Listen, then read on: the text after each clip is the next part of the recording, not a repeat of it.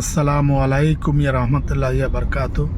সবাইকে আমার পক্ষ থেকে ভালোবাসা।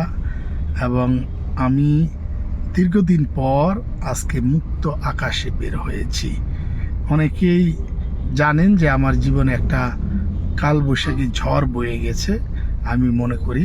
কারণ এখন বৈশাখ মাস, ঝড়ের মধ্যে যেমন মানুষ প্রচণ্ড আকারে বিপদগ্রস্ত থাকে, ঠিক আমি ওরকমই ছিলাম। গত এপ্রিলের 29 তারিখ থেকে আজ অবধি পর্যন্ত, দ্যাট মিনস মার্চের 18 তারিখ, দীর্ঘ 10 মাস 22 দিন আমার জীবনে ঝড় বয়ে গেছে। এই ঝড়টা বয়ে যাওয়াতে কিন্তু খারাপ হয়নি, কারণ আমি নিজেকে পরিবর্তন করতে পেরেছি এবং নিজেকে পরিবর্তন করেছি। কারণ হতে পারে আল্লাহ পাক আমাকে এই শিক্ষা দেওয়ার জন্য সেখানে পাঠিয়েছিলেন।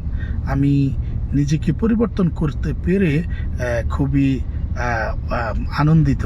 একটা মাত্র কারণেই, দিন শেষে আমি মুসলিম, আমি ইসলামকে বিশ্বাস করি।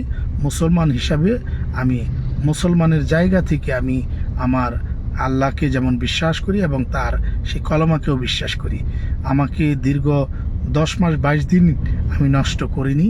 আমি ঠিক সেখানে গিয়ে আল কোরআনের আলোতে আমি আলোকিত হয়েছি এবং 5 ওয়াক্ত নামাজ, তাহাজ্জুদের নামাজ থেকে শুরু করে অন্যান্য সকল নামাজ আদায় করার তৌফিক হয়েছে। এবং আমাকে সেখানে গিয়ে অনেকেই ভেবেছিল যে আমি বোধহয় আমি লস করে আসবো, কিন্তু আমি লস করার মতো মানুষ নই।